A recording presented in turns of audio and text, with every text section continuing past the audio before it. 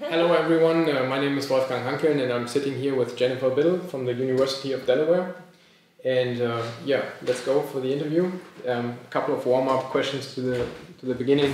So how do you like the Jacobs University so far?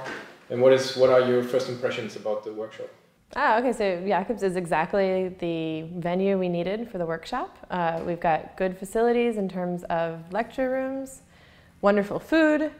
The students are all able to live in the same building.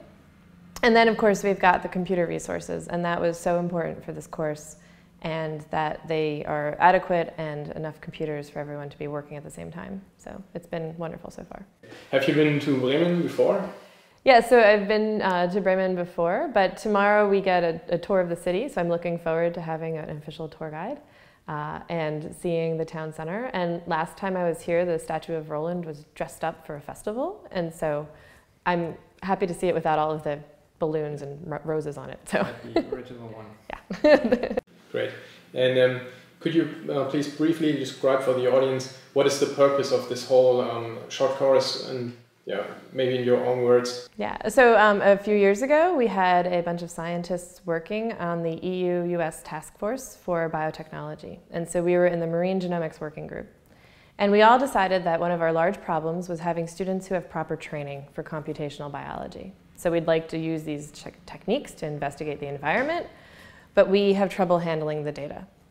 And so we decided, well, what if we had our own course? And what if we taught students about how to handle this data? And one of the large problems is in marine biology or in the marine field, students are attracted to the field because of often large organisms, right? So polar bears, dolphins, whales. And then we hand them scripts and we handle them servers, and we want them to work with computation. And so we wanted a course where we got a bunch of like-minded people together, so everyone is some sort of marine student, and we would ask them to then learn computation and have a cohort, so a group of students learning at the same time that could talk to each other as they go through their projects. Okay, and maybe for the audience as well, can you talk a little bit about your background? You're from the University of Delaware?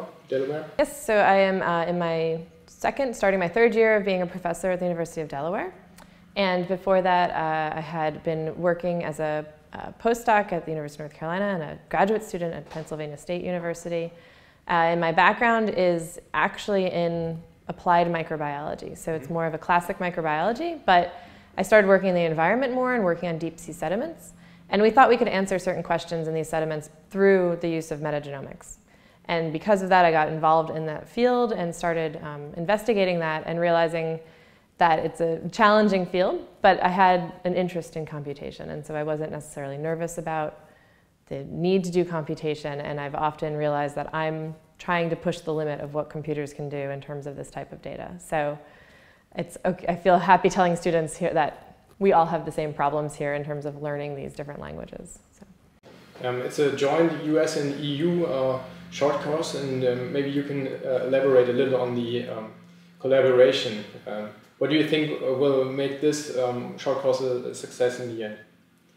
So I think it's nice having the different groups and realizing that there's different resources in different countries, but that we know it's best if we all work together because our resources are strained in each country. And so a joint approach is probably the most efficient. And this way the students are introduced to both sides of how things are going, and there's some perceptions about how maybe some things are better in America, some things are better in Europe. And I don't think that's necessarily true. I think we all have skills to bring to the table, so that a joint approach is a good one to take between the countries, or between the systems. So the short course is not only a theoretical one, it's also a practical one. There are tutorials, and what do you expect from this? What are the hopes?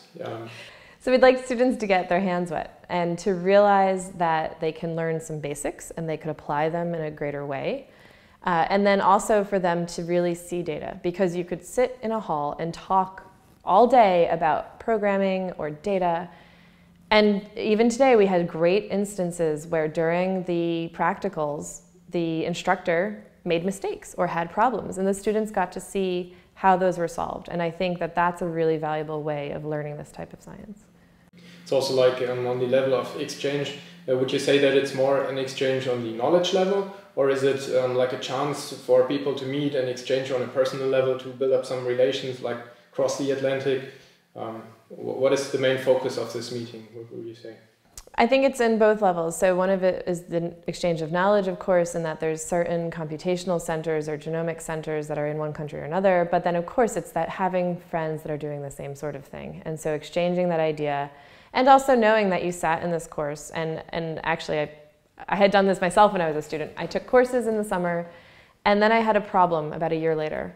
And I thought to myself, I talked to this person over dinner one night about this. I wonder what they think. And just to email them and say, hey, do you remember me? We talked about this and what's going on. And sometimes they have an insight that I haven't had in that past year, and that we could sort of work together as a group. So. And how are your experiences from the first days? So have you met a lot of interesting people already and made some connections? Yeah, so it's been great to meet all of the students and then the different lecturers coming in. And it's amazing realizing what some of these students are being asked to do and how at some points their knowledge is very limited, and realizing that, wow, we need to have them here for a year to get everything they need to know. So I just hope we can give them enough tools to leave and be functional. Good. Maybe coming back to the political side of this whole meeting, you earlier mentioned that it's also a task force meeting. And what kind of decisions need to be made in order to make this whole thing successful, this whole collaboration between the EU and the US?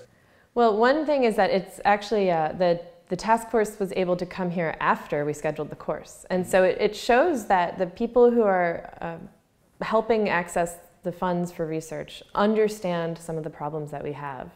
And we'd really like to show them that, we don't have everything we need to do the best science possible, and that we need things like computational resources, which are things that biologists typically haven't asked for before.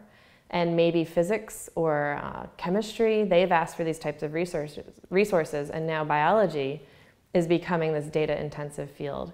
And so hopefully they understand that these are needed, and in terms of intellectual properties or data sharing, that again, if we don't have tons of resources, we need to have a coordinated effort. So between the databases, between the data processing, and the data usage, we need to have some sort of coordination between different institutions and countries. So what's the vision that you are heading for in this joint effort? Is there one, or? Yeah, so I think this is a hope that everyone can work together, and a great example is this idea of where do you put sequences for the long term? How can I analyze someone's sequences 20 years from now? Or how can I analyze many people's sequences all at once? And part of that comes from data repositories that are usually funded by each government and might have their ideas of how they want things to work, and to hopefully convince them to really work well together, and so that we can magnify the work that we can do. Okay. Coming back to your role in the community, could you maybe describe what your contribution in this short course is? So I am very thankful that Frank Oliver Glöckner has been putting the course together.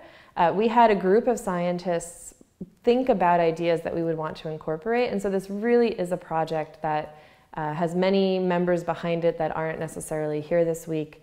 And there's the support of the marine genomics community behind the course, and we took other considerations in terms of what to put in the course.